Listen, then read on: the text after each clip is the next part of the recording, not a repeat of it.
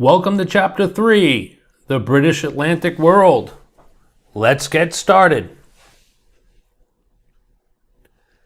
Colonies to Empires, 1660 to 1713. Let's look at the Restoration colonies and Imperial expansion. First, let's define what a proprietorship is. It's a royal land grant given to an individual by the English crown. That individual could rule as they wished, as long as it was within English laws. Before we get to the Carolinas, which are one of these proprietorships, the first notable proprietorship, given by Charles II, was the colony of New Netherland, was given to his brother James, the Duke of York, while he gave the Carolinas to a bunch of his aristocratic friends, which would eventually become North and South Carolina.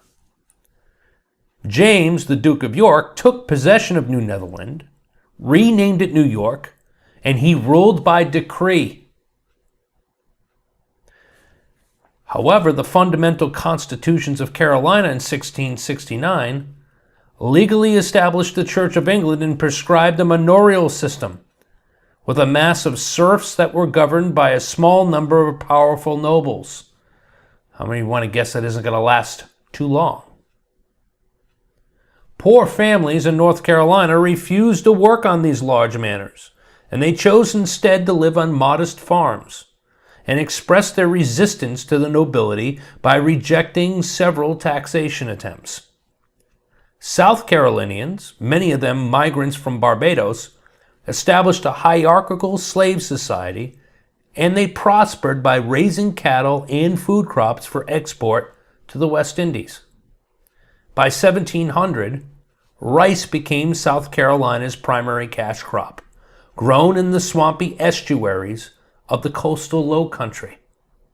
Slaves soon outnumbered whites and made up 2/3 of the population by 1740. Now we're going to shift gears a little bit north to William Penn and Pennsylvania. Pennsylvania, designed as a refuge for Quakers persecuted in England, developed a pacifistic policy toward the Native Americans and became prosperous. Quakers believed that people were imbued by God with an inner light of grace or understanding that opened salvation to everyone. Penn's frame of government, this is in 1681, guaranteed religious freedom for all Christians and allowed all property-owning men to vote and hold office. And that document is within your digital packet. Ethnic diversity, pacifism, and freedom of conscience made Pennsylvania the most open and democratic of the Restoration colonies.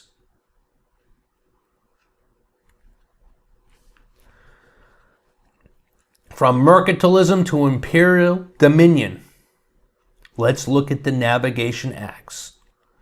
In the 1650s, the English government imposed mercantilism via the Navigation Acts, which regulated colonial commerce by requiring that colonists could ship goods only on English-owned ships, export sugar and tobacco only to England, and import European goods only through England. The Revenue Act of 1673 imposed a plantation duty on sugar and tobacco exports and created a staff of customs officials to enforce the mercantilist laws. In commercial wars between 1652 and 1674, the English drove the Dutch from New Netherlands and ended their supremacy in the West African slave trade. The English also dominated North Atlantic commerce. Many Americans resisted the mercantilist laws as burdensome and intrusive. To enforce the laws, the Lords of Trade pursued a punitive legal strategy. In 1679, they denied the claim of Massachusetts Bay to New Hampshire's territory, eventually creating New Hampshire as a separate colony. In 1684, they annulled Massachusetts Bay's charter. So what it basically came down to, guys, they could not trade with other countries, so the colonists began smuggling goods. So now we're going to see James II try to get a grip on this, and he creates the Dominion of New England.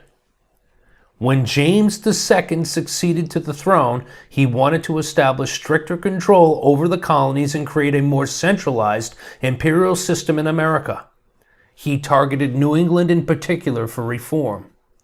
In 1686, the Lords of Trade merged Connecticut and Rhode Island colonies with those of Massachusetts Bay and Plymouth to form the Dominion of New England, a new royal province. 2 years later, New York and New Jersey were added to the Dominion. Sir Edmund Andros, governor of the Dominion, who's there on the right, had the authority to rule by decree. In other words, he was a dictator. He abolished the existing legislative assemblies, advocated public worship in the Church of England, and invalidated all land titles.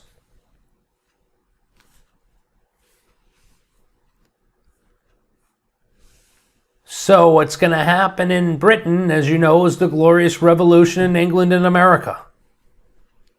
In 1688, James's Spanish Catholic wife gave birth to a son, raising the prospect of a Catholic heir to the throne. To forestall such an event, Protestant parliamentary leaders carried out a nearly bloodless coup known as the Glorious Revolution.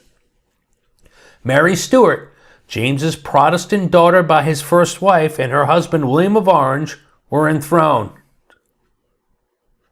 Queen Mary II and King William III agreed to rule as constitutional monarchs loyal to the Protestant Reformed religion and accepted a Bill of Rights that limited royal prerogatives and increased personal liberties and parliamentary powers. That is known as the Declaration of Rights that's there in red. Parliamentary leaders relied on John Locke's 2 treatises on government that was published in 1690 to justify their coup. Locke rejected divine right theories of monarchical rule. In other words, he rejected Thomas Hobbes and Leviathan. Locke's celebration of individual rights and representative government had a lasting influence in America. So let's look at the rebellions in America during this time. The Glorious Revolution also sparked colonial rebellions against royal governments in Massachusetts, Maryland, and New York. In 1689, Puritan leaders shipped Governor Andros back to England. The new monarchs broke up the Dominion of New England, but did not restore a Puritan-dominated government. Instead, they created a new colony of Massachusetts, whose charter granted religious freedom and gave the vote to all male property owners, not Puritan church members only. The uprising in Maryland had both political and religious causes. Protestants resented rising taxes and high fees imposed by the wealthy, primarily Catholic proprietary officials. In New York, the rebellion against the Dominion of New England began a decade of violent political conflict. The uprisings in Boston and New York toppled the authoritarian Dominion of New England and won the restoration of internal self-government. In England, the new constitutional monarchs promoted an empire based on commerce. Parliament created a new Board of Trade in 1696 to supervise the American settlements. The overall result was a period of lax administration and colonial autonomy. Now, when you want to look at a good name of a person that was involved in the rebellions in America, was Leisler's Rebellion, specifically. He rebelled against the Dominion of New England, and this individual was eventually hanged and decapitated. It demonstrated the overall tensions between the lower class and the wealthy in the Dominion of New England, not just colonists versus the crown, or the Americans versus the folks in England, but also the classes within the colonies at the time.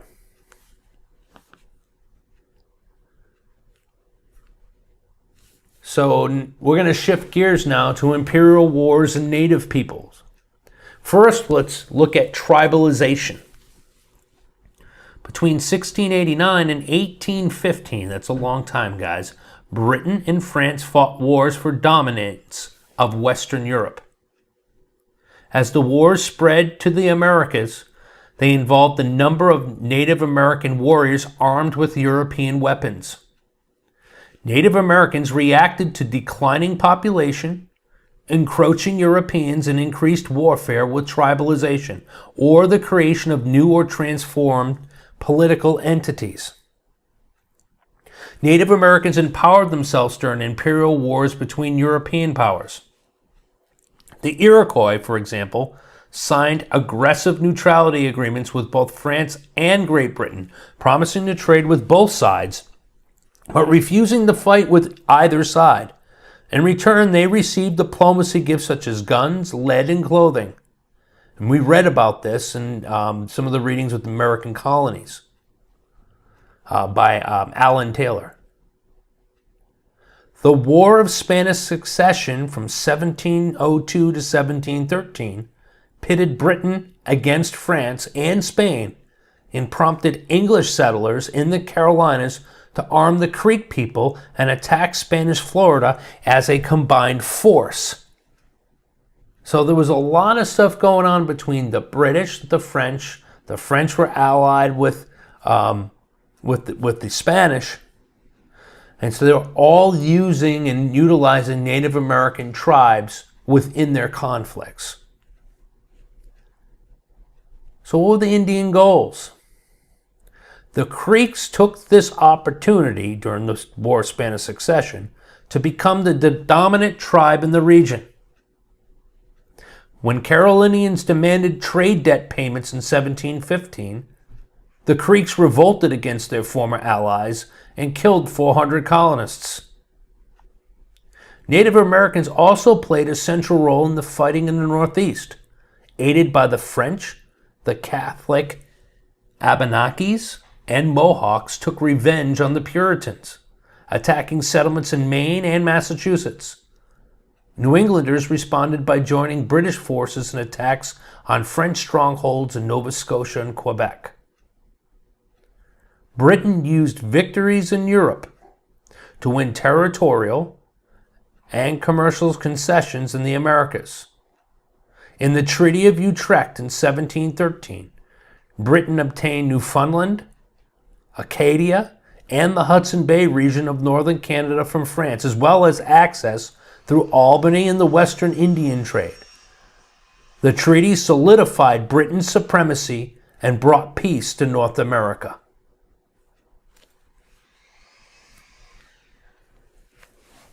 The imperial slave economy. Let's look at this South Atlantic system. England and the West Indies, but first, this South Atlantic system that we read about, the Atlantic world, trade between the Caribbean, Brazil, and Africa. So with England and the West Indies, the South Atlantic system had its center in Brazil and the West Indies. Sugar was its main product. European merchants, investors, and planters garnered the profits of the South Atlantic system by following mercantilist principles. They provided the organizational skills, ships, and money needed to grow and process sugarcane, carry the refined sugar to market, and supply the plantations with European tools and equipment. However, it was the Atlantic slave trade that made the system run.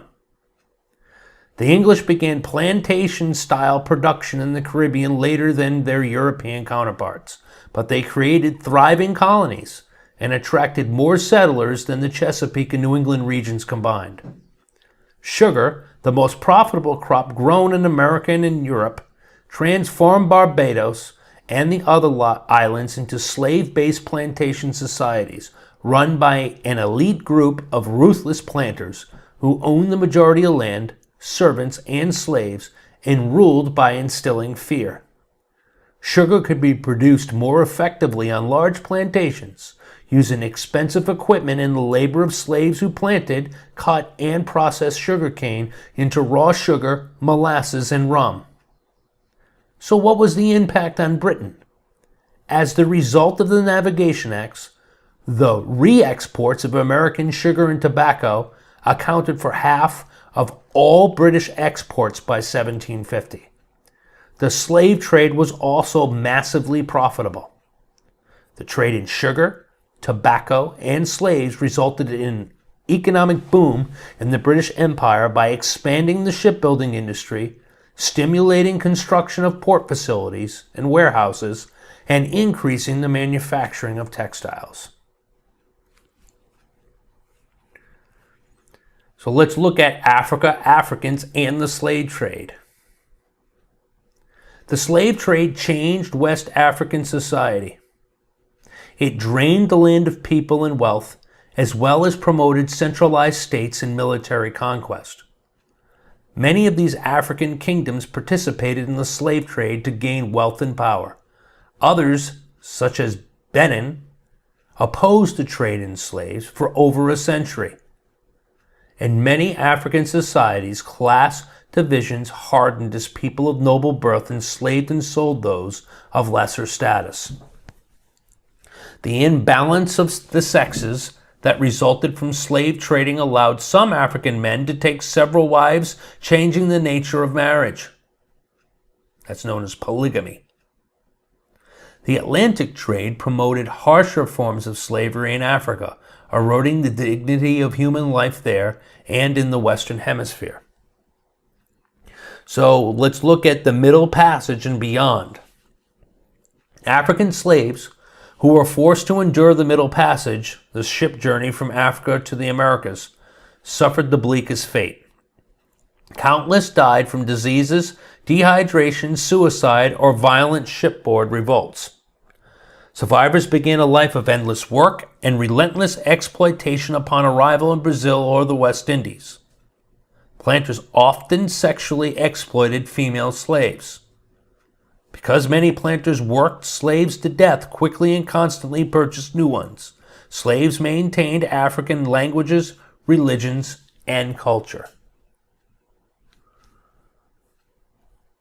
Slavery in the Chesapeake and South Carolina. By 1700, planters in Virginia and Maryland took advantage of the increased British trade in slaves, importing thousands of slaves and creating a slave society. Slavery was increasingly defined in racial terms. In Virginia, virtually all resident Africans were declared slaves. Violence was part of daily life for slaves. Laws allowed even extreme punishments such as branding for runaways. Living and working conditions in Maryland and Virginia allowed slaves to live relatively long lives. Many tobacco planters tried to increase their workforce through reproduction, purchasing female slaves, and encouraging large families. By the mid-1700s, slaves constituted over 30% of the Chesapeake population, and over 3/4 of them were American-born. South Carolina slaves were much more oppressed. Growing rice required work amid pools of putrid water, and mosquito-borne epidemic diseases took thousands of African lives. The slave population in South Carolina suffered many deaths and had few births. Therefore, the importation of new slaves continually re-Africanized the black population.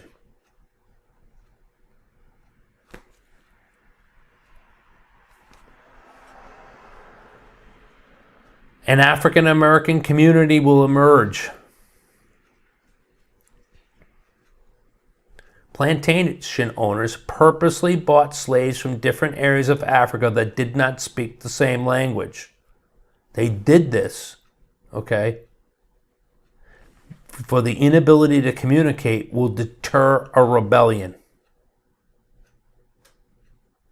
Slaves initially did not regard one another as Africans or blacks, but as members of a specific family, clan, or people. Family life was precarious owing to the threat of sale or punishment. A more equal gender ratio was necessary for the creation of an African American community and the passing on of knowledge from Africa to the American-born generation. As enslaved blacks forged a new identity in America, their lives continued to be shaped by their African past, influencing decorative motifs, housing design, musical instruments, and religious patterns. So the resistance and accommodation. African creativity was limited because slaves were denied education and had few material goods or leisure time. Slaves who resisted their rigorous work routine were punished with beatings, whippings, and mutilation, including amputation. The extent of violence towards slaves depended on the size and the density of the slave population. A smaller slave population usually meant less violence, while predominantly African-populated colonies suffered more violence. Slaves constantly challenged their owners' authority by running away, working harder for extra food or clothing, working slowly, or stealing. Although rebellions rarely occurred, slave owners nevertheless feared them. Now, an example of a rebellion is the Stono Rebellion of 1739 in South Carolina. Was the largest slave uprising of the 18th century, but it was also a failure. Inspired by Spanish promises of freedom, 75 Africans revolted and killed several whites near the Stono River. White militiamen killed many of the Stono rebels and dispersed the rest, preventing a general uprising. South Carolinians reduced slave imports and intensified plantation discipline.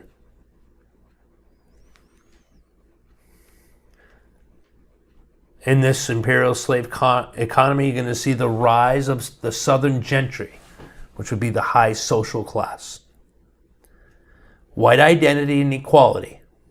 As the southern colonies became slave societies, life changed for whites as well as blacks. Successful planters such as William Byrd, who we read stuff from and about in one of our essays, believed their wealth would gain them acceptance in English society. The English gentry, however, rejected them as inferior. The planter elite exercised authority over black slaves and yeomen, the American equivalent of oppressed peasants and serfs of Europe. To prevent rebellion, the southern gentry paid attention to the concerns of middling and poor whites and gradually reduced taxes. By 1770, the majority of English Chesapeake families owned at least one slave, giving them a stake in the exploitative labor system. Poor yeomen, in some tenants, were allowed to vote. In return, the planter elite expected the yeomen and tenants to elect them to office and deferred to their power.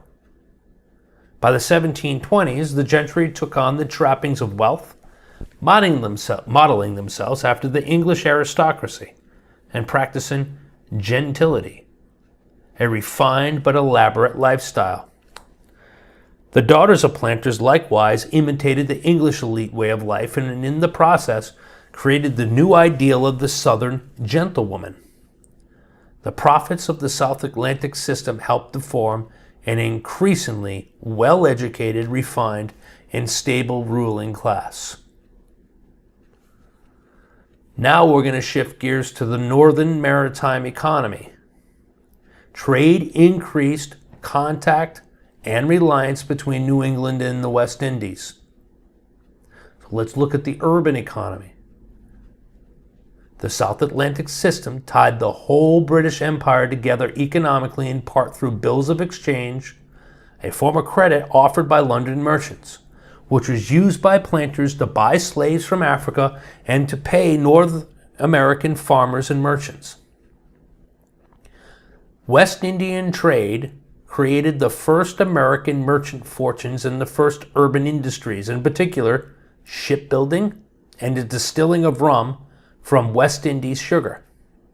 In the 18th century, the expansion of Atlantic commerce in lumber and shipbuilding fueled rapid growth. in the North American interior, as well as in seaport cities and coastal towns. One close by coastal town or city was Newport, Rhode Island, where there were many rum distilleries that fueled this West Indian trade. Other parts in New England, areas in New England, we go further north, is where a lot of the lumber, a lot of the shipbuilding, like Portland, Maine, which was part of Massachusetts then. Increase in commerce also impacted the interior as farm products traveled by small vessel or wagon to eastern seaports for export, and European manufactured imports made their way to backcountry farms along the same routes now donned with taverns, horse stables, and barrel-making shops.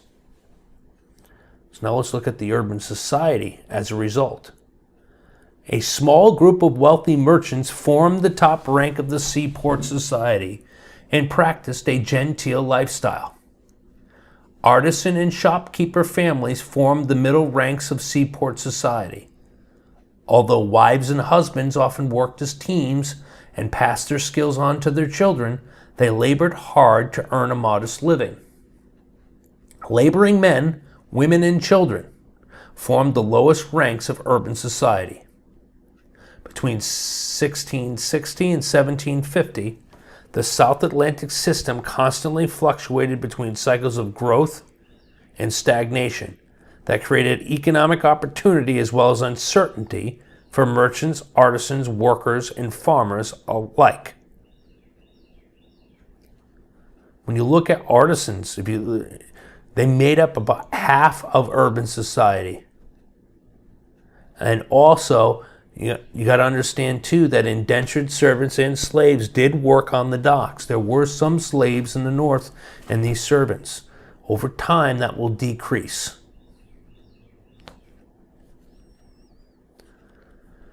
So the new politics of empire, when there comes prosperity, there's going to become politics and problems. So let's look at the rise of colonial assemblies. The triumph of the South Atlantic system changed the politics of empire. The British were happy to rule the colonies with a gentle hand, and the colonists were in position to challenge the rules of the mercantilist system. In England, the Glorious Revolution strengthened the powers of the House of Commons at the expense of the Crown. The American representative assemblies also wished to limit powers of the Crown and gradually won control over taxation and local appointments. The rising power of the colonial assemblies created an elitist rather than a democratic political system, although every property-owning white male could vote. Neither elitist assemblies nor wealthy property owners could impose unpopular edicts on the people. Crowd actions were a regular part of political life in America and were used to enforce community values. By the 1750s, most colonies had representative political institutions that were responsive to popular pressure and increasingly immune from British control. Salutary neglect, under which royal bureaucrats relaxed their supervision of internal colonial affairs, focusing instead on defense and trade. I'm going to read that again. Salutary neglect, under which royal bureaucrats relaxed their supervision of internal colonial affairs, like the Navigation Acts, focusing instead on defense and trade, was a byproduct of the political system developed by Sir Robert Walpole, a British Whig. Radical Whigs argued that Walpole used patronage and bribery to create a strong court party. Landed gentlemen used that Walpole's high taxes and bloated incompetent royal bureaucracy threatened the liberties of the British people. Colonists, maintaining that royal governors likewise abused their patronage powers, enhanced the powers of provincial representative assemblies. So, it hasn't really changed. The elites in politics are accused of rigging the system for themselves. Does that sound familiar? Regardless of what your politics are, we hear the same things today. It's a different century. So, protecting the mercantile system. Walpole's main concern was to protect British commercial interests in America from the Spanish and the French. Walpole arranged for Parliament to subsidize Georgia in order to protect the valuable rice colony of South Carolina. Resisting British expansion into Georgia and growing trade with Mesoamerica, Spanish naval forces sparked the War of Jenkins' Ear in 1739. Walpole used this provocation to launch a predatory but largely unsuccessful war against Spain's American empire. The War of Jenkins' Ear became a part of the War of Austrian Succession from 1740 to 1749, bringing a new threat from France. The Treaty of Aix-la-Chapelle in 1748 returned the French naval fortress of Louisbourg to France after its capture by New England militiamen, but the treaty also reaffirmed British military superiority over Spain, effectively giving Georgia to the British. English laws limiting manufacturing in the colonies could not prevent American merchants from controlling transatlantic trade. Okay, this is under mercantilism in the American colonies. The Molasses Act of 1733 placed a high tariff on imports of French molasses to make British molasses competitive. But sugar prices rose in the late 1730s, so the act was not enforced. The Currency Act of 1751 prevented colonies from establishing new land banks and prohibited the use of public currency to pay private debts. This act was in response to abuse of the land bank system by some colonial assemblies that issued too much paper currency and then required merchants to accept the worthless paper as legal tender. In the 1740s, British officials vowed to replace salutary neglect with rigorous imperial control.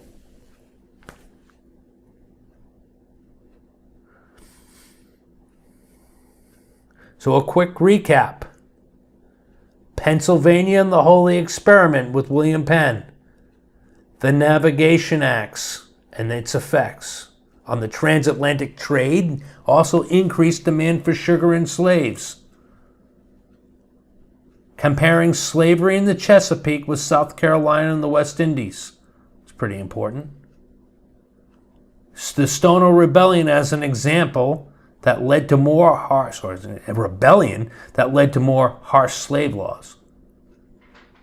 The whole idea of salutary neglect, where most conflict between countries was over land, and colonists avoided the British acts, particularly the Navigation Acts, by smuggling. That is it for Chapter 3. And until next time.